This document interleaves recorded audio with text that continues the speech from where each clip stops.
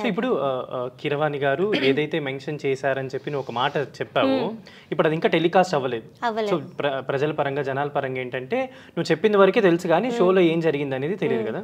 So actually Keeravani గారు అలా mention చేయడం అంటే చాకిరీ అనేది కొంతమంది ఎలా తీసుకుంటారంటే గురువు దగ్గర చేసే చాకిరీ అవ్వచ్చు, లేదా ఇంకోటో అనుకోవచ్చు. నోటేషన్ పరంగా ఏదైతే లిప్సికా మెన్షన్ చేసిందో నోటేషను ఇంకా వేరేవో ఇలా మెన్షన్ చేసుకుంటూ పాజిటివ్గా మెన్షన్ చేసుకుంటూ వచ్చింది. సరే అంటే ఇప్పుడు నీ ఇయర్స్ ఒక 19 years ఉంటాయి అనుకుందాం. నువ్వు ఒక అలానే చెప్పినట్టు ఒక 5 years 6 years చాకిరీ చేసి నీకేం పాట ఇవ్వకుండా ఉంటే ఆ 6 years నీ లైఫ్ వేస్టేగా, అంతే కదా. సో అంటే లిప్సికా చెప్పిన వీడియోకి నేను ఒక చిన్న మాట యాడ్ చేస్తున్నాను అంతే. ఒక కెరియర్లో ఇప్పుడు నువ్వు 19 నుంచి 25 దాకా వెయిట్ చేసి నీకు ఏ పాట రాలేదంటే అది నీకు వేస్టే కదా. నువ్వు అక్కడ ఎందుకు వర్క్ చేయాలి, నువ్వు ఎందుకు అక్కడ టైం స్పెండ్ చేయాలి? ఆ టైం నువ్వు ఇంకొక చోట పెట్టుకుంటే నీకు ఒక మంచి పాట వస్తుంది కదా, ఇంకొక నువ్వు ఓన్ వీడియో చేసుకోగలవు కదా. సో ఆ వీడియోకి నేను మీరు చెప్పినట్టు కరెక్టే. సో ఇప్పుడు చాలా మంది రియాక్ట్ అవుతున్నారు, సింగర్స్ కావచ్చు, లిప్సికా కావచ్చు, అందరూ శ్రీకృష్ణ గారు కావచ్చు, హరిని, ఇలా చాలా మంది రియాక్ట్ అవుతున్నారు. వీళ్ళతో నీకు ఇంతకు ముందు ఎలాంటి అనుబంధం ఉండేది వీళ్ళందరితో, సింగర్స్ తో? యాక్చువల్లీ నాకు శ్రీకృష్ణ అన్నతో ఉంది.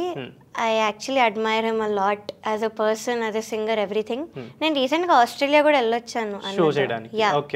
మా మదర్ రాలేదు, సో అన్న చాలా బాగా చూసుకున్నారు.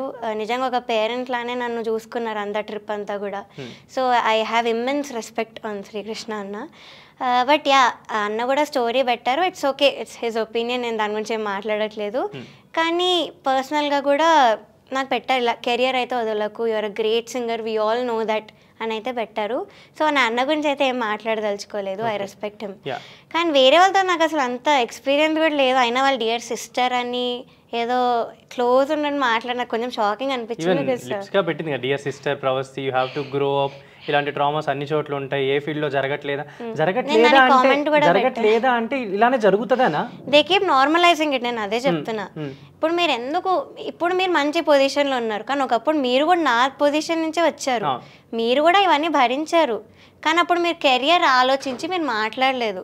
ఇప్పుడు మంచి పొజిషన్కి వచ్చేసాక మీరు నాకు ఎలా చెప్తారు? నా ఫీలింగ్స్ని మీరు అలా డ్రామా అని చెప్పి అలా ఇన్వాలిడేట్ ఎలా చేస్తారు? And why are you normalising it? అంటే నాలా ఇంకెంతమంది సఫర్ అవ్వాలి? సో నాకు ఇది అనిపించింది. అండ్ మదర్స్ కూడా ఉన్నారు కొంతమంది అక్కడ సింగర్స్లో పెట్టిన వాళ్ళలో.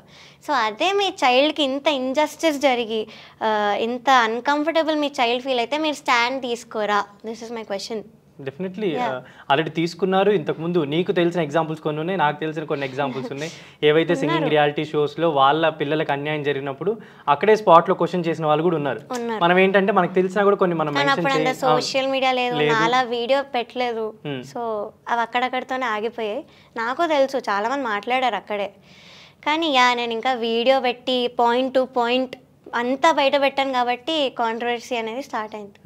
సో ఇప్పుడు యాక్చువల్లీ పాడతా తీగ షో నార్మల్గా సెలెక్ట్ అయ్యే ముందు కూడా కొంచెం పాలిటిక్స్ జరుగుతాయని ఇంతకుముందు నేను విన్నా. అది ఎంతవరకు ఏంటనేది నాకు తెలియదు. విన్నా అంటే కొంతమంది దగ్గర నుంచి వచ్చినప్పుడు ఈజీగా తీసేసుకుంటారనే పాయింట్ నేను విన్నా. అది ఎంతవరకు నిజం నేను నిజమని చెప్పట్లా, జస్ట్ నేను ఇలా విన్నా. సరే సెలెక్ట్ అయిపోయిన తర్వాత కూడా కొంచెం ఫేవరెటిజం ఇంతకుముందు అసలు ఏమి ఉండేది. నాకు తెలిసి బాలు గారు చేసినంత వరకు కూడా ఎప్పుడు కూడా ఈ షో మీద ఏం రిమార్క్స్ రాలేదు, ఏమీ లేదు. వాళ్ళు ఎలిమినేట్ అంటే ఎలిమినేట్, ఉన్నారంటే ఉన్నారు, వైల్డ్ కార్డ్ అంటే వైల్డ్ కార్డ్, స్ట్రిక్ట్ గా ఉండేది. కానీ ఇప్పుడు రీసెంట్గా జరిగే షోస్ కావచ్చు, షూట్స్ కావచ్చు, ఇవన్నీ కంటెస్టెంట్స్ పాడిన రోజు ఒకటి ఉంటుంది, జడ్జిమెంట్ తీసుకున్న రోజు ఒకటి ఉంటుంది.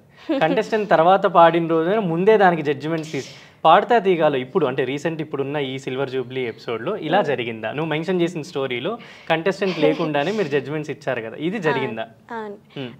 మీరు చెప్పినట్టు అది కూడా అయ్యాయి. అసలు కంటెస్టెంట్స్ లేకుండానే జడ్జిమెంట్ ఇచ్చేయడం పాజిటివ్గా జరిగే వేరే రియాలిటీ షోలో మేబీ. బట్ నేను దీని గురించి మాట్లాడుతున్నా కాబట్టి, ఈ పాడతాదిగా సిల్వర్ జూబ్లీ గురించి మాట్లాడుతున్నా కాబట్టి ఎస్ జరిగింది. నేను అది పెట్టా కూడా, ఏమైంది ఎగ్జాంపుల్ కదా అయ్యిందే పెట్టాను. కన్యాకుమారి అనే పాట ఇళయరాజా ఎస్పీబీ సార్ రౌండ్ ఇచ్చారు మాకు. ఓన్లీ దానిలో నాకు మెలడీ వచ్చింది, అది కూడా చెప్తున్నాను. సో దీనిలో మాది అయిపోయింది, మాది అయిన తర్వాత కన్యాకుమారి పాట ఇద్దరు వస్తున్నారు. సో వచ్చే ముందే ఆవిడ జడ్జ్మెంట్ ఇచ్చేశారు, ఇలా బాగా పాడారమ్మా, మాకు ఈ సాంగ్ అంటే చాలా ఇష్టం అని ఏదో చెప్పేశారు. సో ఏ కామెంట్ అయినా జడ్జ్మెంటే కదా, మరి మీరు పాడకుండా వినకుండా ఎలా ఇస్తున్నారు? లైక్ ఒకసారి మీరే ఆలోచించండి. సో అది ఆన్సర్ వచ్చిందంటే లేదు, ఇంకా రాలేదు. సో ఇదైతే జరిగింది. సో ఇది మనం ప్రొడక్షన్ వాళ్ళని అడిగినా చెప్తారు, సెట్లో ఎవరు పనిచేసిన వాళ్ళని అడిగినా చెప్తారు, ఈవెన్ ఇప్పుడున్న కంటెస్టెంట్స్ ఎవరైతే సో కాల్డ్ వీడియోస్ పెట్టారో వాళ్ళని అడిగినా చెప్తారు, ఎందుకంటే వాళ్ళు పాడక ముందునే comments and I'm sure they'll give reasons. Ma'am వెళ్ళిపోలేము, అర్జెంట్ వర్క్ ఏమో, బట్ దట్స్ నాట్. అలాంటప్పుడు జడ్జ్మెంట్ ఇవ్వకూడదు. చరణ్ సార్ ఉన్నారు కదా, సార్ జడ్జ్మెంట్ ఇవ్వచ్చు కదా మరి అప్పుడు ఆ ప్లేస్లో ఉండి. కానీ చూడకుండా ఎందుకు ఇవ్వడం? ఇప్పుడు ఆడియన్స్ అంతా నమ్ముతారు కదా, ఆడియన్స్ని ఫూల్ చేయడం కదా ఇది మరి. సో ఇట్స్ డెఫినెట్లీ డిస్క్రిమినేషన్, ఆడియన్స్ని ఫూల్ చేస్తున్నట్టు ఇదంతా కూడా. సో అది కరెక్ట్ కాదు. మిమ్మల్ని అంతా నమ్మి మీ రియాలిటీ షోస్ అంతా చూసి ముందు నుంచి కూడా అంతా సపోర్ట్ చేస్తున్న ఆడియన్స్ని how can you fool them?